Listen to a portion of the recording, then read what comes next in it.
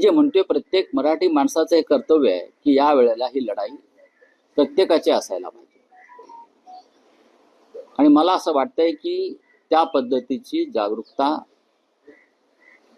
शिवसेना पक्षप्रमुख उद्धव ठाकरे आणि महाराष्ट्र नवनिर्माण सेनेचे प्रमुख राज ठाकरे हे मराठी माणूस आणि महाराष्ट्रासाठी एकत्र आल्यामुळे ही जागरूकता, एक आत्मविश्वास आणि एक उत्साह लोकांमध्ये निर्माण झाला.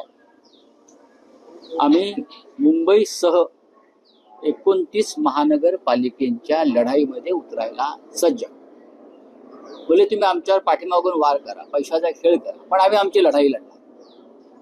इतिहासात नोंद राहिली पाहिजे की या महाराष्ट्रातल्या मराठी माणसाचा एक गट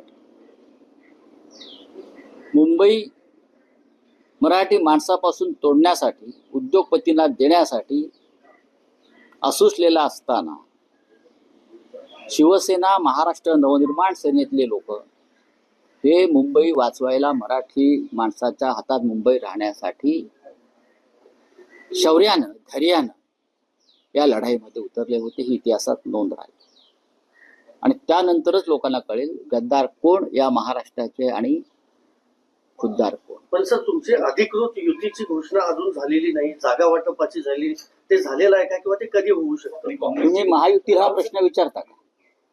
ते जे काय महायुती नावाचा त्रांगडा आहे, हा आम्ही एकत्र येणार, एकत्र लढणार, त्यांना प्रश्न विचारता का? नाही ना. पण ठाकरे बंधूंना हा प्रश्न का विचारता? आम्ही बघू ना. मी ज्या आधी तुमच्या समोर बोलतोय की माननीय राज ठाकरे आणि माननीय उद्धव ठाकरे एकत्र निवडणुका लढतायत. हा महायुतीच्या लोकांना दिल्लीत जाऊन अमित शहाच्या पायावर डोकं ठेवावं लागलं की आमची युती करा, आमची युती करा. बाबा लगीन, बाबा लगीन. बरं का? तसं आहे ते. राऊतसाहेब, तुम्हाला हा प्रश्न विचारणं यासाठी स्वाभाविक आहे कारण सत्तेमध्ये महायुती एकत्र आहे. असं पहिल्यांदाच होतं आहे की एका निवडणुकीत ठाकरे बंधू एकत्र दिसणार का? कारण कौटुंबिक मनोमिलन झालं आहे, पण राजकीय युती होणार का आणि त्याची अधिकृत घोषणा कधी होईल आणि या युतीमध्ये काँग्रेस असेल का? हे सगळे प्रश्न आहेत. एक लक्षात घ्या, या क्षणी माननीय उद्धव ठाकरे आणि राज ठाकरे हे एकत्र आलेले आहेत. मुंबई महानगरपालिका, ठाणे, कल्याण डोंबिवली, मीरा भाईंदर, पुणे आणि नाशिक या प्रमुख महानगरपालिकांमध्ये आम्ही एकत्र लढतो. बाकी इतर महानगरपालिकेमध्ये स्थानिक पातळीवरती जे दोन्ही पक्षाचे कार्यकर्ते आहेत ते निर्णय घेतील. पण ही लढाई 29 पेक्षा ही लढाई मुंबईची.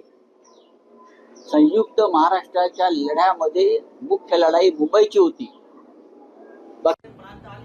विदर्भ आला, मराठवाडा आला, पण मुंबई ही महाराष्ट्रात राहावी यासाठी संयुक्त महाराष्ट्राचा लढा 1956 साली सुरू झाला आणि 106 लोकांनी त्याच्यामध्ये बलिदान दिले. त्या बलिदानाची तयारी आम्ही आजही ठेवलेली आहे. उद्या जर हा संघर्ष झाला तर आम्ही मराठी लोक पुन्हा एकदा बलिदान द्यायला तयार आहोत. पण ही मुंबई आम्ही अमित शहांच्या घशात जाऊ देणार नाही. या महाराष्ट्राला माहिती आहे रेहमान डाकू कोण आहे, कोणाला मुंबई लुटायची आहे आणि त्यांना हे पाठबळ देणारे कोण आहेत.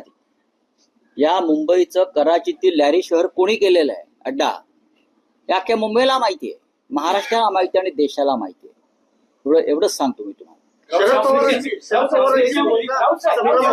स्पेसिफिक प्रश्न आहे.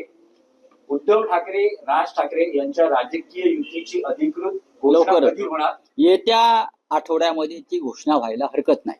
हे पहा की आता जी प्रक्रिया सुरू झालेली आहे, नॉमिनेशन, विड्रॉल, ती 30-31 तारखेला संपते माझ्या माहितीप्रमाणे. 1 तारखेनंतर ते पुढले 13-14 दिवस हे प्रचाराचे आहेत.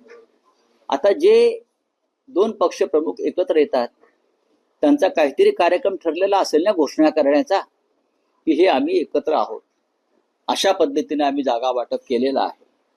ही भूमिका आमची मराठी माणसा संदर्भात आम्ही एकत्र होऊन काम करण्याची घेतलेली आहे.